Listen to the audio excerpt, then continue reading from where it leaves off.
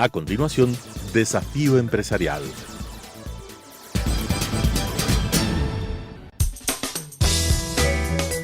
Clasificación B, bajo supervisión de un adulto.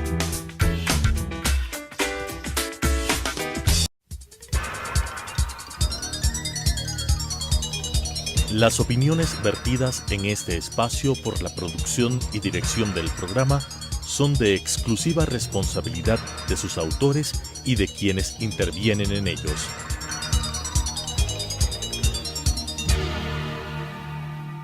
Telesucesos Canal 29 UHF presenta Desafío Empresarial, un programa para dar a conocer el mundo de la empresa y del mercado de valores, esenciales para el desarrollo del país, con la conducción de la doctora Mónica Villagómez. Desafío Empresarial. Bienvenidos, queridos amigos televidentes, al programa Desafío Empresarial, que en esta oportunidad tiene como invitado a Walter Gavilanes, un profesional de muchos años de trayectoria en materia de estrategia, pero también en materia de gobierno corporativo. Y yo diría que dentro de todo el campo de ejercicio de gobierno corporativo, de consultoría en gobierno corporativo, se ha destacado especialmente porque ha sido el que ha tratado o ha dado la consultoría a las cooperativas de ahorro y crédito con la finalidad de que adopten prácticas de buen gobierno corporativo.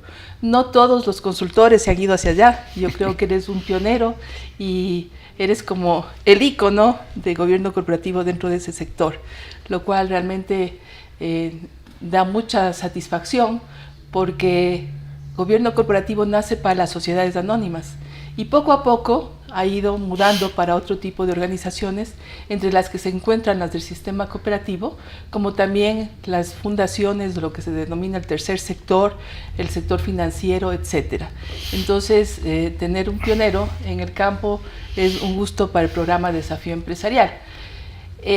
Estaba revisando algo sobre el sistema cooperativa y veía que en una última asamblea extraordinaria de Financop, que es la que agrupa a todas las cooperativas del sector financiero, el señor superintendente encargado de la economía popular y solidaria mencionaba el crecimiento de los activos de las cooperativas de un 73% y también la participación de las cooperativas de un 11.9% en relación al Producto Interno Bruto, con una gran penetración en el sector rural.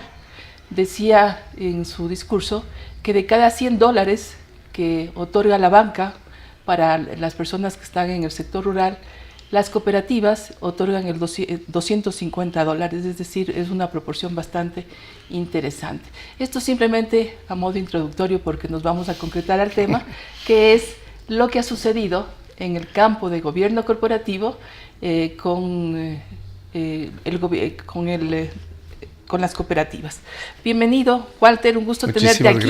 Muchísimas gracias, ¿sí? Mónica, por esta oportunidad. Lindo este programa, pues, y la posibilidad de intercambiar ideas contigo y con la audiencia, ¿no? Me alegro mucho. Así que empecemos esta conversación. Perfecto. Yo quisiera que nos cuentes un poco de tu experiencia desde el punto de vista de gobierno corporativo en las cooperativas, pero también de la estrategia necesaria para llegar a tener buenas prácticas de gobierno corporativo, porque un consultor no se limita a incluir un listado de prácticas buenas, sino que tiene que partir desde la estrategia. Y partir desde la estrategia, en el caso del sistema cooperativo, creo que es aún más importante, porque no es una sociedad mercantil, sino que es una sociedad de personas donde todo es de todos. Entonces, ahí tiene un factor importantísimo cómo se hacen las designaciones de directores y de los distintos comités que operan alrededor del gobierno corporativo. Sí, Mónica, yo creo que es bueno empezar por ahí, por lo que estás indicando tú, y sobre todo la importancia de lo que es gobierno corporativo, no solamente en una organización, como tú mencionaste, del sector real de la economía, sino en el sector financiero y en el sector cooperativo. Dos temas que son importantes. Evidentemente, las cooperativas son sociedades de personas, lo cual implica una socialización del capital y una atomización del capital. Son cientos de miles, en algunos casos, los socios que son dueños de alguna manera de una parte del patrimonio de las cooperativas. Ese es un punto importante. Por otro lado, cuando hablamos de gobernabilidad en el sistema cooperativo, es importante hacer una diferenciación entre lo que a veces se llama gobierno cooperativo y lo que es gobierno corporativo. Yeah. Gobierno cooperativo tiene que ver mucho con los principios cooperativos. Por ahí andamos, ¿no es cierto? Más allá de las discusiones conceptuales.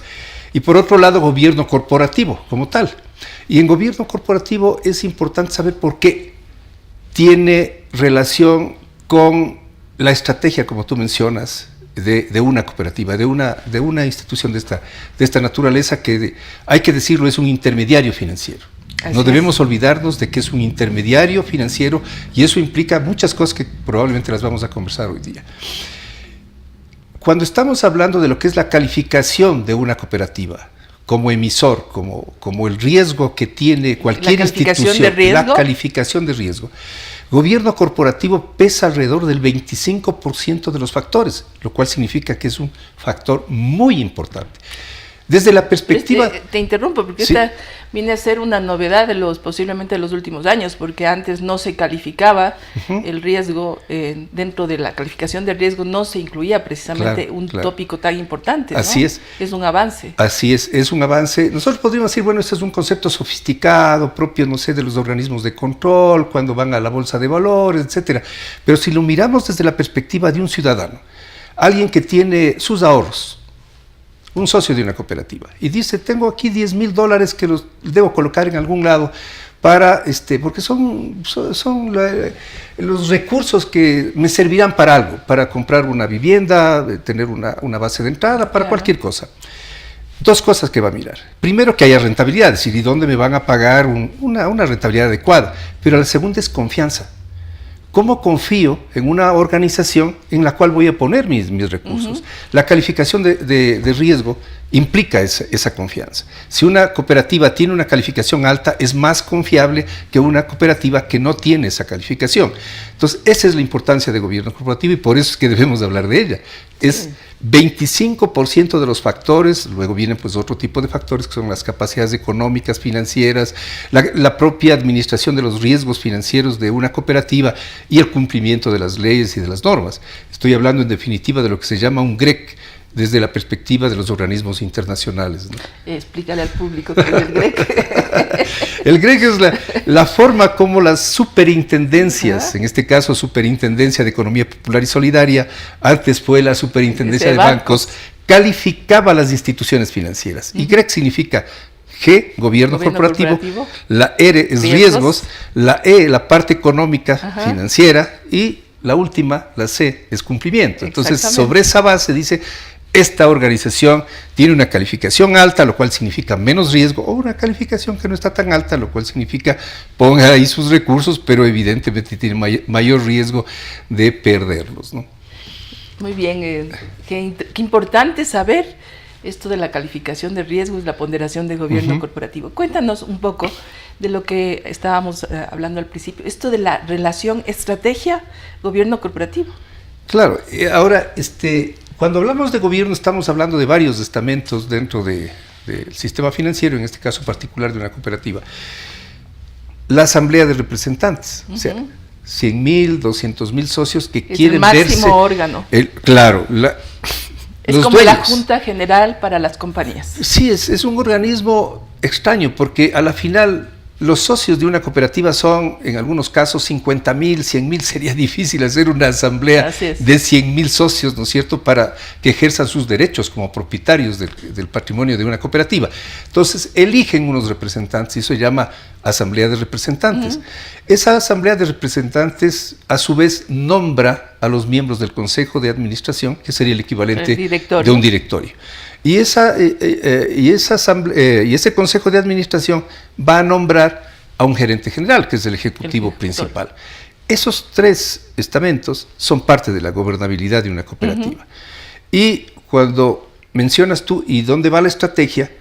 El consejo de administración, su principal responsabilidad es establecer la dirección estratégica de la cooperativa. Claro, y el seguimiento, ¿no? Claro, y el control luego sobre la ejecución. Supuesto. Ahí también hay un punto que es importante, que es la separación entre lo que es dirección, llamémoslo así, y lo que es ejecución y lo que es gestión. La gestión es responsabilidad del gerente general. Así es. La estrategia y el control es responsabilidad del consejo. Y en este momento, Mónica, eso se volvió mucho más crítico que antes. ¿Por qué? Porque ya no estamos en un ambiente solamente de intermediación financiera donde la gente deposita y luego pide préstamos, pide crédito, sino que ahora el mercado, llamémoslo así, los socios son parte de ese mercado, son cada vez más demandantes de otro tipo de servicios. Las instituciones financieras se volvieron extremadamente complejas. Ya no es simplemente poner un depósito e ir a una agencia y retirarlo y luego pedir un crédito. Ahora las personas dicen, yo quiero servicios, quiero en mi celular, quiero en mi computador, quiero interactuar con la institución financiera. En ese momento las cooperativas se pusieron a competir con otro tipo de organizaciones. Por lo tanto, la estrategia, que es responsabilidad del Consejo de Administración, se volvió más compleja.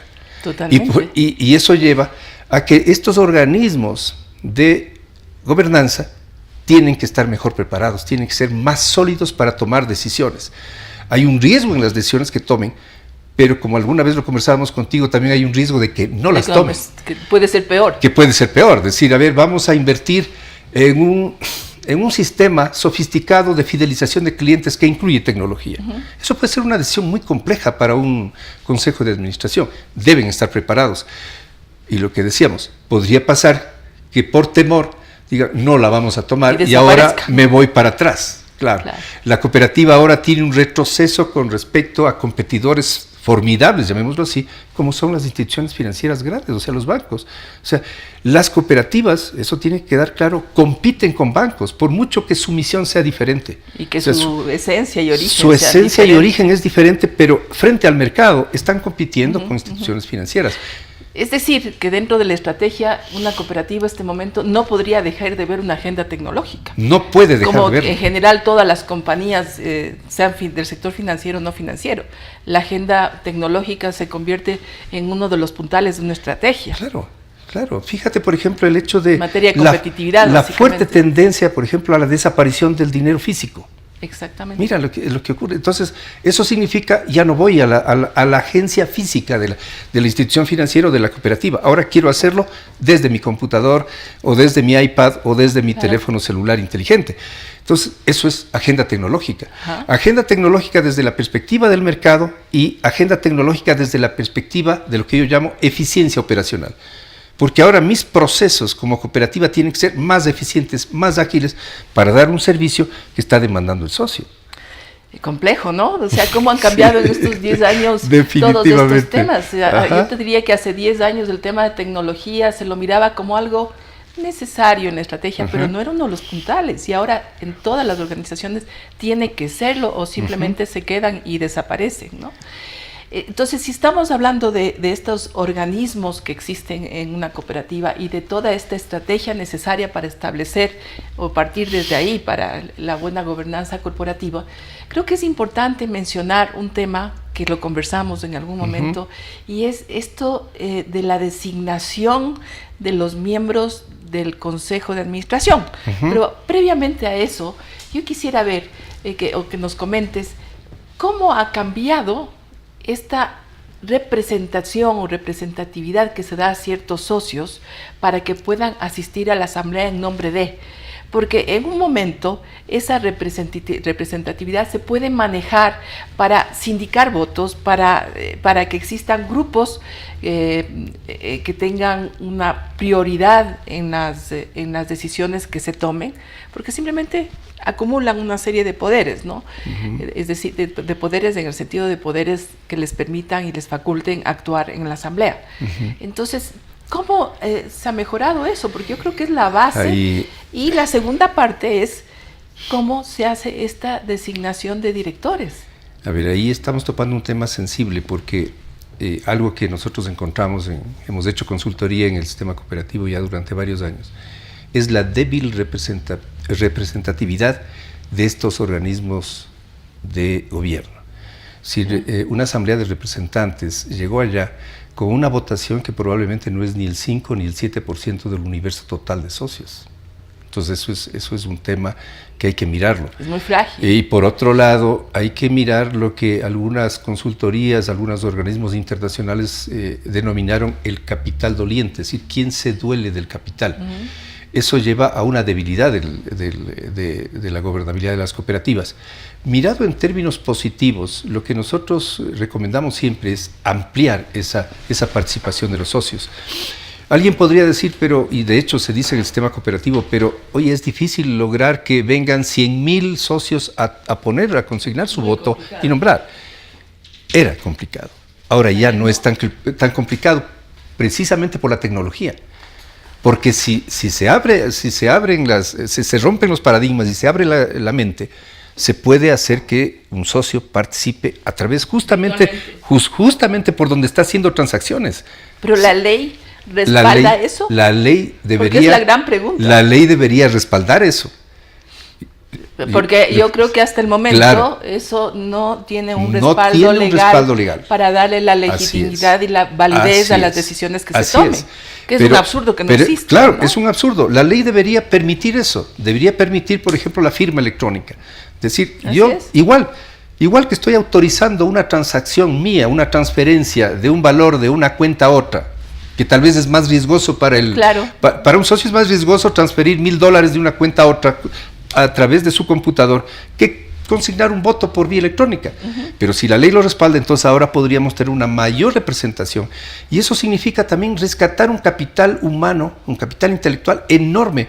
Porque yo estoy seguro, y creo que todos estamos seguros, que si hay una base de 100,000 socios, o 200,000 socios, o 50,000 socios, habrá muchísima gente altamente calificada para poder ir a los organismos de dirección y control. Que su criterio sería realmente importantísimo. Entonces, mirado en términos positivos, es rescatar ese talento humano que hay ahí y ponerlo a trabajar en términos de la estrategia, en términos del control, de la gestión. Hay muchísima gente valiosa que puede participar, pero es cuestión de atraerla y ponerla y desarrollarla, porque también es cierto que hay que prepararla. No es suficiente tener un título universitario para ir a un directorio, o en este caso a ir a un consejo de administración. Los directores hay que formarlos. Hay que formarlos, hay que enseñarles, si cabe el término, qué significa representar a dueños de un patrimonio. Y mirarlo no tanto en términos de lo que es la rentabilidad o en este caso los excedentes de una cooperativa, sino la proyección, la sostenibilidad, la sustentabilidad de la cooperativa en el largo plazo. Pero eso se puede hacer, evidentemente. Y poner una base de socios que participen más en la gobernanza, que mejoren esa gobernabilidad que se volvió cada vez más compleja. Y que tengan una legítima representatividad. Y que tengan una representación, ¿no?, que no sea el 5, el 7, el 10% de la base general de socios. Además, una representatividad, como se persigue siempre en los directorios, que sea multidisciplinaria. Exacto, ¿no? Porque no se puede tener solamente gente que conozca de finanzas, pero desconozca, por ejemplo, de tecnología. Exacto. Entonces siempre hay que armar un rompecabezas con multidisciplinas. Exacto. Que permiten una mejor discusión, exacto, un mejor diálogo y consecuentemente una mejor toma de decisiones. Exacto. ¿No? Y si a eso se suma la existencia de la calificación de riesgo, que es otra de las, digamos, elementos inteligentes que existen en los mercados, entonces realmente se puede progresar muchísimo en el tema de decisiones, ¿no? Sí. Y darle un valor muchísimo más profundo y más real a los directorios o a los consejos de administración. Correcto. ¿No? Yo veo en términos positivos de eso, o sea, una apertura de la ley, una mayor participación, rescatar ese capital humano, ese capital intelectual que está ya entre los socios. Yo creo que ayudaría muchísimo más. Las cooperativas han hecho un esfuerzo importante. Yeah. Yo creo que el otro tema que hay que conversarlo es el fortalecimiento de las estructuras de gestión. O sea, hay gerentes generales muy bien preparados, muy bien capacitados para su rol, con equipos de gestión igual, con muy buenas competencias. Hay que decirlo que no todas también, ¿no? Sí, claro. O sea, son las cooperativas que se han desarrollado, las que están en el top. Hay una gran base de cooperativas en las cuales hay que trabajar muchísimo. Yo creo que hay que mencionar que el papel del organismo de control, de Superintendencia de Economía Popular y Solidaria, es importante para poner las exigencias necesarias que permitan a esas cooperativas ponerse a la altura de las que han caminado mucho más rápidamente, ¿no? Es decir, que la competencia del sistema cooperativo con la banca, por los servicios, digamos, ha hecho que el estándar de la gestión suba. Así es. O sea, la vara está mucho más alta. Así es. ¿Sí? Así es. Eso es muy importante. Pero también se habla, y no diría que los expertos, sino que se habla coloquialmente, que existe una serie de cooperativas, las que mencionabas precisamente tú, que no han ido con el avance tecnológico, que no han ido con esta nueva forma de gestión, y que sería mejor que se fusionen o en algunos casos no presten los servicios. Bueno, ese es un tema de economías de escala. Sí, ¿no? O sea, para una cooperativa pequeña es muy complicado hacer una inversión, por decirte algo, de $50,000 en un software. O sea, les resulta una montaña. Pero para una cooperativa que ya tiene un mayor tamaño, que puede distribuir ese costo en una base más amplia de transacciones y de servicios, tal vez $500,000 no le resulte tan complicado. Y evidentemente poner una base tecnológica, que es el ejemplo que estamos usando, mucho más sólida, ayuda a dar mejores servicios al público. Eso lleva a fusionémonos, ¿no es cierto?, para hacer economías de escala. Evidentemente hay que resolver varios problemas para hacerlo, o sea, y entre ellos uno de estos es gobernabilidad, porque no va a haber 2 consejos de administración ni 3 consejos de administración, tendrá que haber uno. Una fusión implica un renunciamiento, en función de un valor superior. Voy a renunciar en función de un valor superior. Y eso significa el fortalecimiento de una organización. Y además, el hablar de fusión significa que son actos, o es un acto voluntario. Exacto. Entonces no es que una ley puede venir y decir fusiónese este sector, sino que tiene que ser un acto voluntario, precisamente encontrando las diferencias existentes y haciéndolas de esas, sumándoles a un valor más, ¿no? Ahora, yo creo que ahí hay ya un principio para poder hacerlo, que son los valores que pregonan las cooperativas. Uno de ellos es cooperación otra vez, o sea, cooperemos. Entonces, cooperar puede llevar en algunos casos a tener servicios comunes, como lo han hecho algunas cooperativas, pero también el otro es fusionémonos. Hagamos de varias cooperativas pequeñas, hagamos una cooperativa más grande que tenga mejores posibilidades de entrar al mercado y competir. Sí, lo que pasa es que aquí juegan una serie de intereses, ¿no? Y a veces no se ve que ser parte mayor del pastel puede ser mucho más importante que ser la mínima parte, ¿no? Y además mejora la competitividad del país inmediatamente ese tipo de fusiones que se pueden hacer en diferentes sectores y en diferentes campos, ¿no? Otra cosa que me parecería interesante que nos cuentes y que también es parte del gobierno corporativo es todo lo referente al manejo de los riesgos, ¿no? ¿Cómo lo están haciendo ahora las cooperativas? Hablemos de la arquitectura de control que las cooperativas que han entrado en procesos de gobernanza corporativa mantienen actualmente. ¿Cómo está eso? Sí, es importante comprender que esta es una actividad de cualquier institución financiera y de las cooperativas que tiene inherente el concepto o la idea de riesgo, y riesgo es la posibilidad de perder.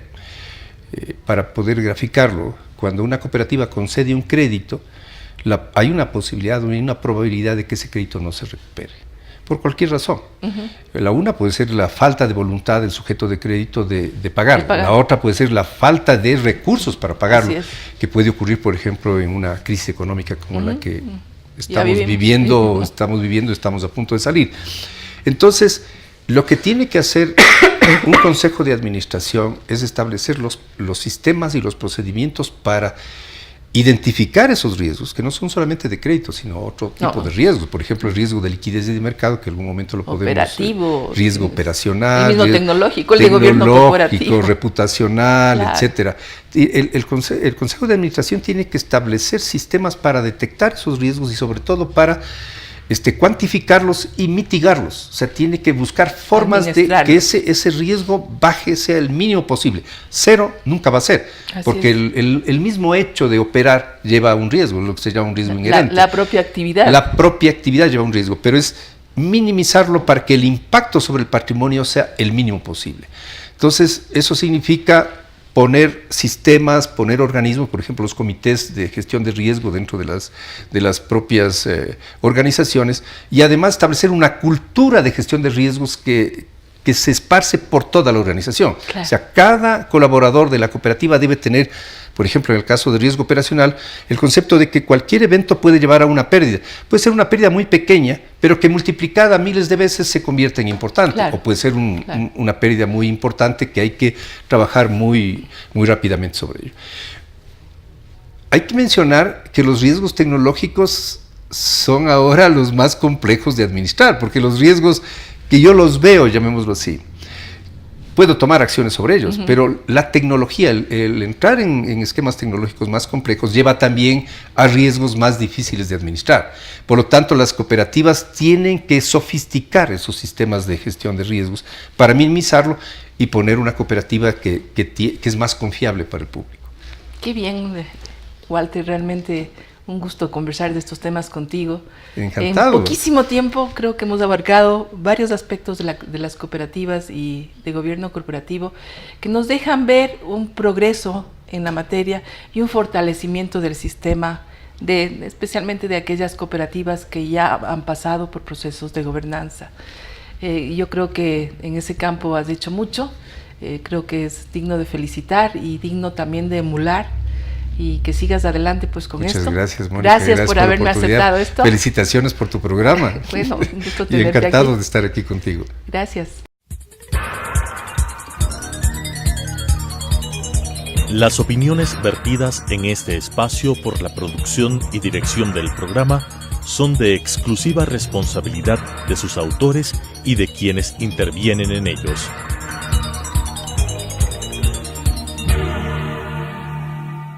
Telesucesos Canal 29 UHF presentó Desafío Empresarial, un programa para dar a conocer el mundo de la empresa y del mercado de valores esenciales para el desarrollo del país, con la conducción de la doctora Mónica Villagómez.